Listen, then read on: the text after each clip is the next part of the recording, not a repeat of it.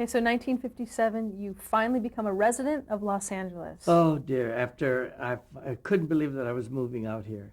But since the industry in essence had moved here, it just seemed, after spending only 2 weeks in my apartment in New York, my beautiful penthouse apartment, I thought it ridiculous to pay all that rent and then use it only for 2 weeks out of a year. So I moved to LA. So how did you become, oh, go ahead, I'm sorry. Well, I moved to LA to do what I'd been asked to do, the Dinah Shore Show. It was going on the air for an hour. She had been doing 15-minute shows. Now she was going on the air for an hour. And I had been interviewed to come in to do the series because the pilot was done by Gower Champion.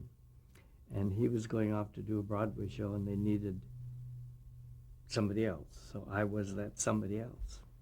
Now, describe the show, if you will. Well, to me it was a wonderful break because it seemed like a logical step to go from a half-hour top-rated show to an oncoming, seemingly, the next big television show. So in my head, that was my logical progression. So to come on to do another musical show for an hour with a major singing star and having major guest artists appear, it just seemed like the logical thing for me to do. Buy a house, but I didn't buy a house. I had to stay at the Chateau Marmont for a couple of years before Alice Reinhardt found this house, and I've been in it ever since. Right. Well, was the show live? Was her show live? Oh, Dinah's show indeed was live. We would do it Sunday evenings, and I believe the time was live to New York. I think we did it live to New York at 5 o'clock in our time, 5 or 6 o'clock. And then we'd wrap the show. Well, we knew how long the show was going to be because we were on the air live. And we'd clean up, get our act together, and go to Dinah's house to watch the show and have dinner. So that was a routine every Sunday night. Do the show, clean up, and Dinah lived right near here, so it was easy for me to get to her house, and just the skeletal staff and would go over to her house and watch the show. So it was live to New York, Live and to it New was York. taped for here. Tape delay here, and we'd watch it here. I think it was at 9 o'clock. So it must have been 6 o'clock to New York. Well, describe Dinah Shore. Dinah, well, was, I think, as you could tell from TV, she was so friendly with the camera and vice versa, and such a friendly, good soul. It was a dream.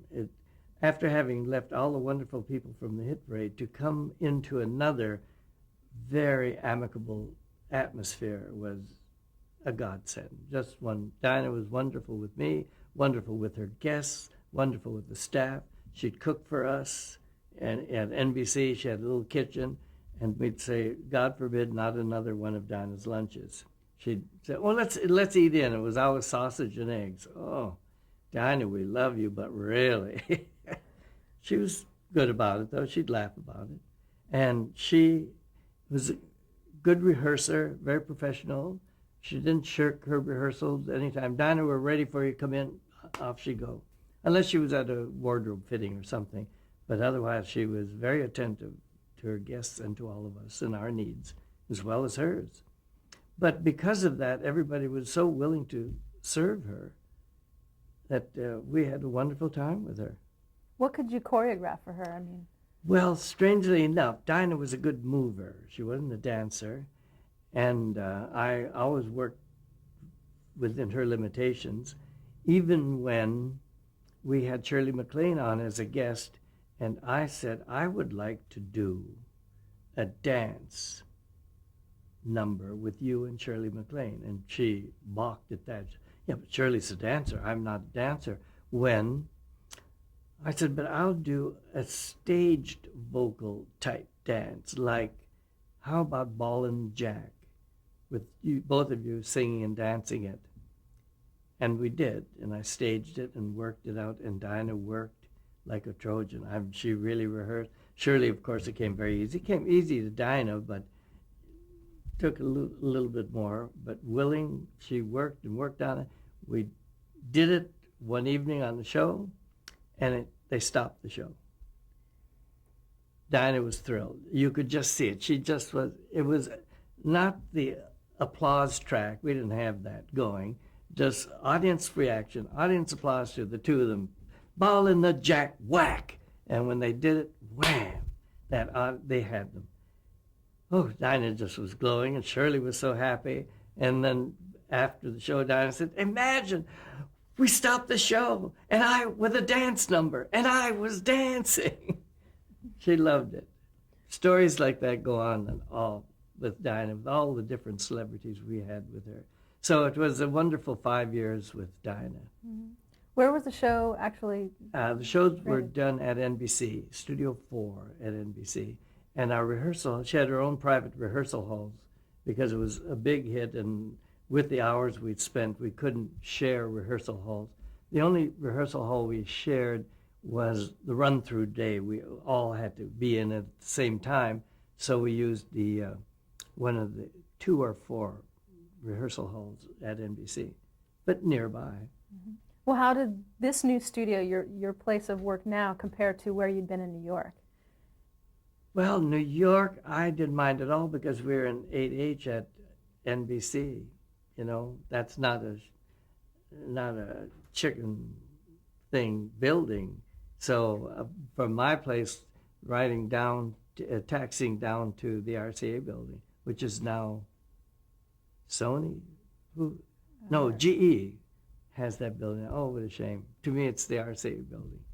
And we finally wound up in the Studio 8H at NBC, a comparable studio to what 4 out at NBC. But of course, we always refer to it as the Toscanini studio because the broadcast came from there with Arturo Toscanini. And we said, well, comparable music, Hit Parade and Toscanini, the same thing. Did you see a difference or a comparison in the approach to television that, say, New York had? Because at New York, that's where it started.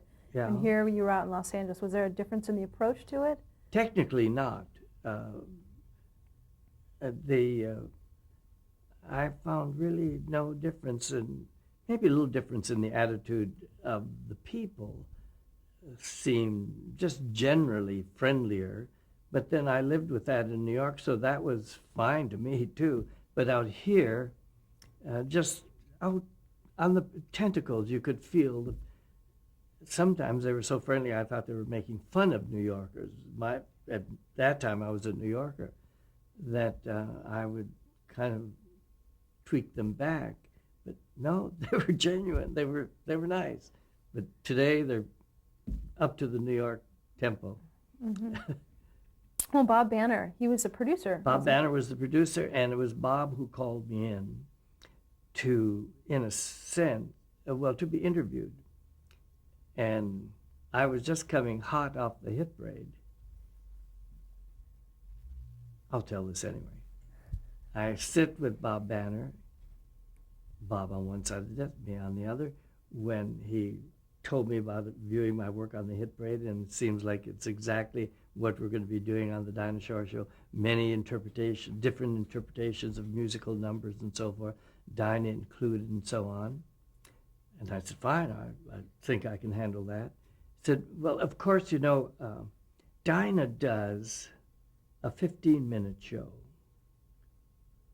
And perhaps we might try you on the 15-minute show first.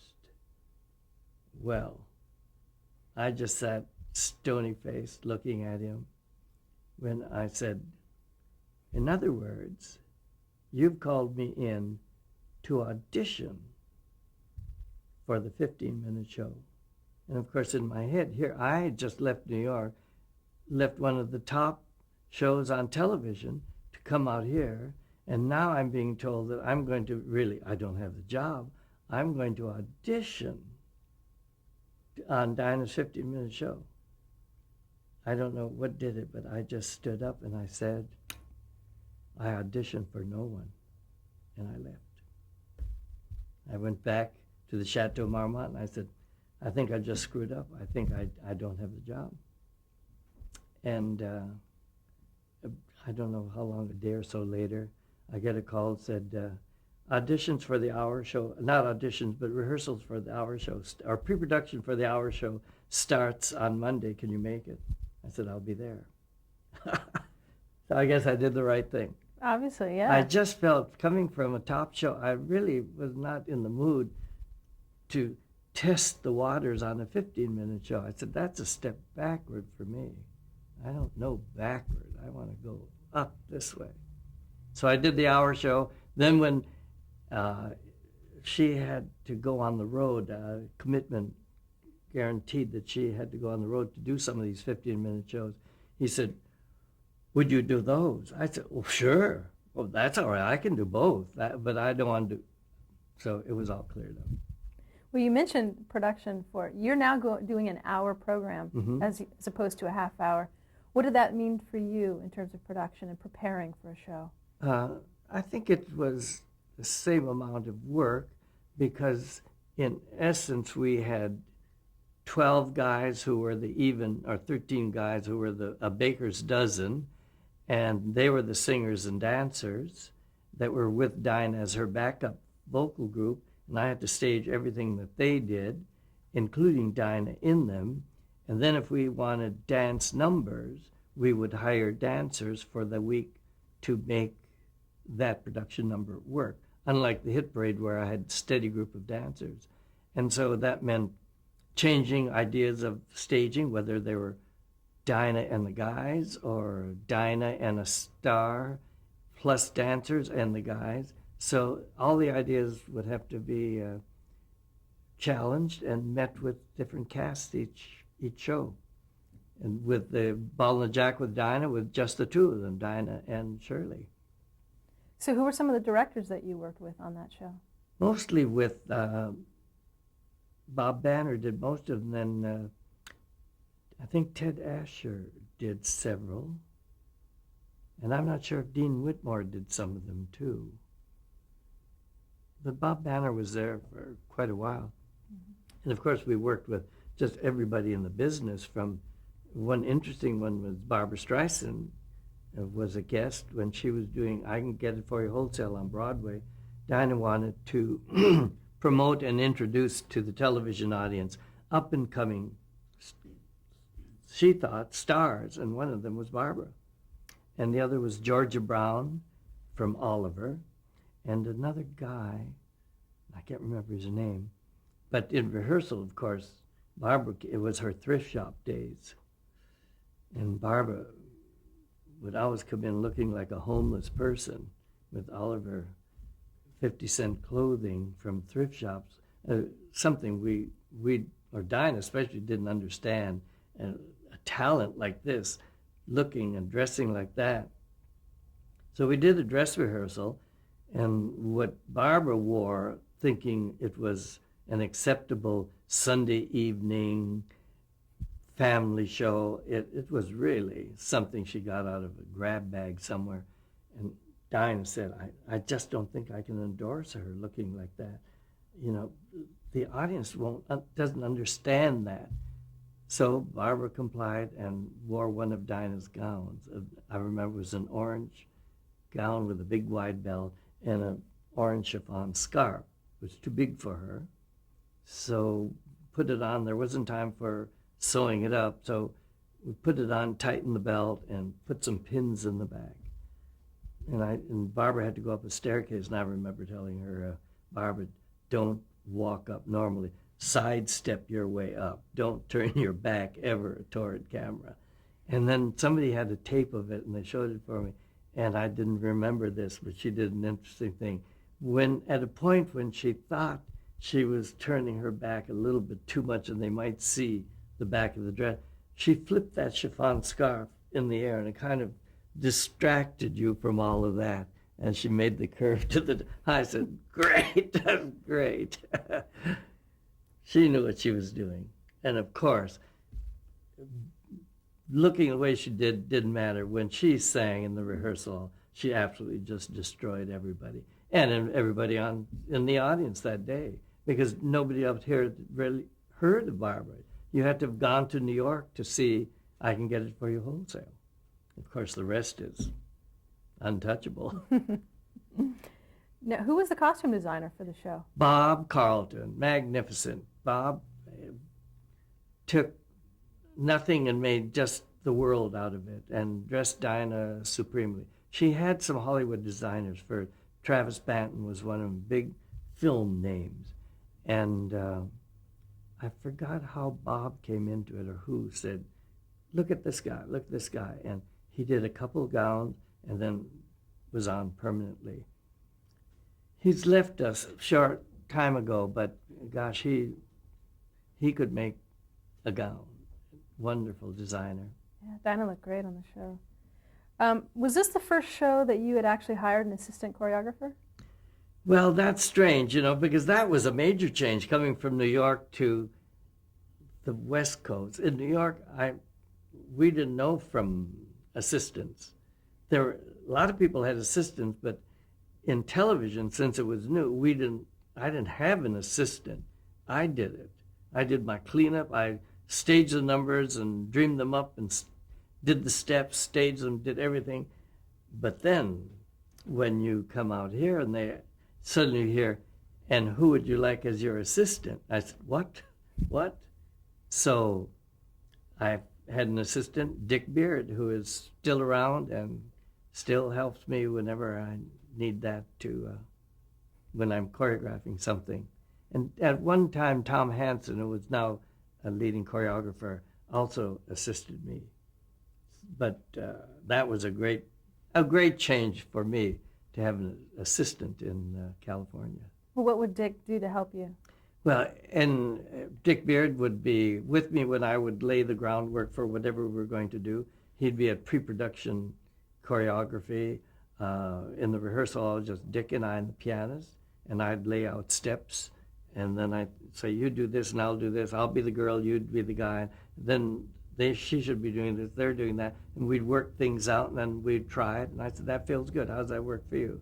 And then the dancers would come in the next day, and we would lay it on them. Or the star that we're working it with, I'd say, well, now I'm you. I was always the star, and he would be the support. And then now I'm you, and then you have to do whatever I'm doing, and now you watch Dick. And that's how we have worked and continue to work. Right. And when I'm up in the booth, then Dick, as the assistant choreographer, is on the floor on headset to me, because the AD, assistant director, doesn't always know choreography. So I talk to him and say, change this one, change that one, take the chaîné out, do the jeté on different directions, and so forth. And while you're doing that, I'll change the camera angles.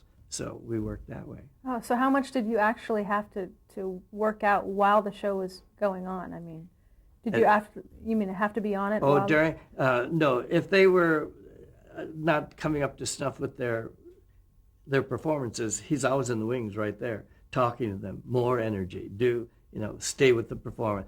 I saw the mistake, don't let it worry you, go on. So he's my coach down there. So before, what would you do? You were just up in the control booth and you had... It was a half hour. If they screwed up in a half hour, say, do it better next week. Well, who were some of the dancers in the company for the show? Let's see, on Dinah's show, gosh, we had Mark Wilder, and I get mixed up with all the different, I've worked with so many dancers, I forget Howard which. Krieger? Howard Krieger was one of the dancers, yes, and was Ron Cecil in that group? I think so. He changed his name from something, Ronnie Dexter. That's right. First he was Ron Cecil in New York, he was Ron Dexter out here. And I just saw Howard recently, and Dick Beard has come on to the show, and Frank Sabella did a couple of the shows. Leroy Reams was with Danny Kaye series later. Yeah. Out of my head with all the... Could they sing as well as dance? Yes, but on the Dinah Shore show, we had the singers who really did the singing. In this case, the dancers just had to dance, unless it was a big finale where everybody sang. But the dancers would change from week to week, unlike the hit parade, because they would circle around to do other shows too. And if we'd keep the same dancers if we knew, like the week that we were doing the show, that we needed them again the following week, but we could lose them to other shows. Mm-hmm. So we didn't have what later became the Tony Charmoli dancers on the Danny Kaye show, where we used them every week. On Dinah, it wasn't the Dinah Shore dancers, it was just the dancers. Okay. Well, you had so many different guests. Do you have any specific fond memories about certain ones that you really had a great time with? We had wonderful times with Betty Grable. And one thing, it's too bad everybody didn't know Betty Grable. Just wonderful, wonderful woman. And I staged a number with her, Helen of Troy, when she had to do this big Grecian number, and we hired, besides the dancers, we hired big muscle men to participate in the number. And I forgot what the song was, but we did dress rehearsal, and there was one formation in the choreography in which all the guys had to stand back to back in a circle this way, and then they would have to bend over that way. And Betty was in the center here, and she'd come up onto their backs like a lotus opening up, and then Betty would be in there. Well, for dress, they greased up. And so they did the whole thing, and they were nude except for little briefs, and they did that, and up came Betty, and then she slowly sank. She started slipping right down between them and disappeared. And of course, she had some camp thing to say when she's down there amongst all these butts and legs, trying to look like a glamorous movie star on the floor with all these big muscular legs and butts around her. She was hysterical, loved it, and so did we. And she just carried it off, came up looking gorgeous as she could, and went on with the number. That all through rehearsal, she was that way. Well, Nanette Fabray was on the show quite often. Nanette is always fun. Another good pro. Give her something to do, and she would make mountains out of it and have a wonderful time doing it. Excellent. Mm-hmm. Well, and also once we had Betty Hutton on, and Dick and I and the arrangers had done a huge production quick change number going from early music to today with Betty Hutton. And Betty was not the easiest to work with. So we were getting over it, just getting through it. And she was excellent in it, getting through it. And as we kept going, well, she would disappear from rehearsals, for example, and we couldn't find her. Something would irritate her, and she'd be gone. We said, "Where's Betty?" Oh, nobody could find her. She was going with president of NBC at the time. We'd call up there. No, she's not up there. Couldn't find her. Something ticked her off, and so unreliable. Then we did the number. Unfortunately for us, it was a huge success. We got so much mail on it. We had to do it again. We had to call her back. I said, "Just roll the tape. Just play the tape." "No, you have to pay the orchestra extra for another show." So she came back, and we had to do the number all over again. Oh, God. I said, "Let's not make our numbers so good." We have to do them twice. Now, you had probably guests on there that were not trained dancers. Mm-hmm. How would you approach someone like that? Let's sit them on the side. Say, we'll do the singing and dancing. You wait there, and then we'll pick you up. No, we wouldn't give them. We couldn't tax them to do anything really of a dance nature. But if it was a Dan Daly or Donald O'Connor or Shirley MacLaine, and even Gail Storm was a dancer, we wouldn't stage stuff for them to physically do as a hard dance routine. Otherwise, there just wasn't time in the week to train them. But move, sure. And they would. Were there some guests that thought they were great dancers that wouldn't budge on, say, a suggestion from you or anything like that? I can't recall that anybody gave me that kind of trouble. Well, Okay, I just asked you if you had experienced dancers who came on that weren't maybe as receptive to dance ideas or suggestions. Generally, we would talk to them when they were booked. I would call them, and if I had an idea, tell them what I wanted to do with them. So this was all discussed before they came to the studio, because there isn't time really to hash it all out. We had to go right to the rehearsal hall because that weekend came up pretty fast. Because they weren't in the hour, they weren't the only thing on the show. I had a lot of other people to deal with too. So I would do this over the phone with each of the celebrities that I had to work with. And generally, whatever difficulties we had, and I don't really remember them, other than Betty's going off somewhere, and with Gail Storm in the rehearsal hall, I just thought she had a weak bladder because she was asking to break from rehearsal to go to the John all the time. And of course, little did I know, years later, I find she was an alcoholic. And I'm not telling stories out of school because this was all televised, and she told all about how she had gone on a cure and she was all taken care of. I said it was not a weak bladder at all. She was nipping, but I never smelled any alcohol. And I've recently seen her. She looks fabulous, and she seemed awfully straight. But in those days, she was happy, but I thought we were having a lovely rehearsal. You also danced on the show. Yes, I did.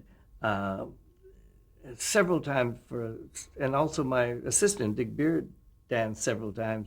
I remember we did a dance number for Shirley MacLaine, and Love walked in, and at one point she had to be lifted, and none of the boys did the lift very well, but Dick, my assistant, was excellent.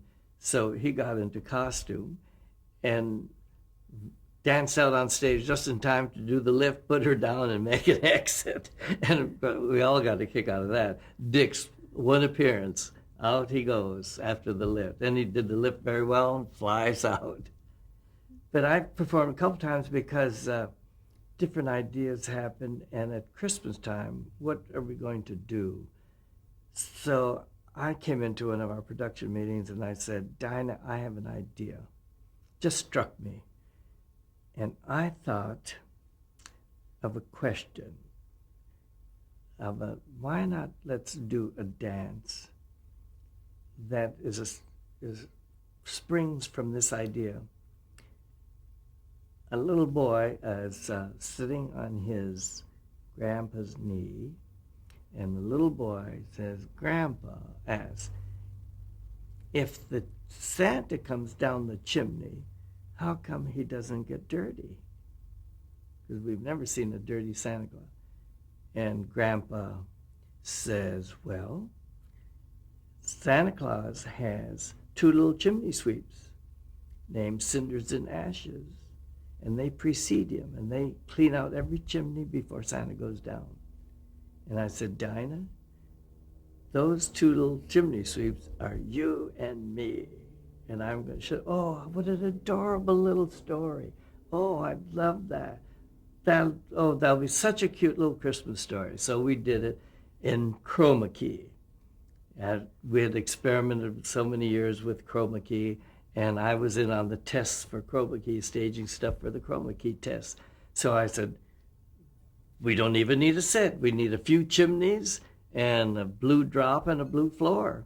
And we can be on all those chimney tops. And we did a little dance on the chimney tops and cleaned out the chimneys and finding birds' nests and saving the eggs and putting a little sign up to pass this one up, leave the toys at the back door, things like that. And finally, after we've done all of our cleaning up, we'd sweep dust out, and then we would throw silver dust in the air to show that it was all clean again. And little dance ideas like that, and dance to the next chimney. And at the very end of the dance, we do a very sweet thing. We jump off the roof and slide down the rain pipe, because we have just heard ho, ho, ho in the background and jingle bells ringing. And we slide down and look in the window and suggest by our look that Santa is there.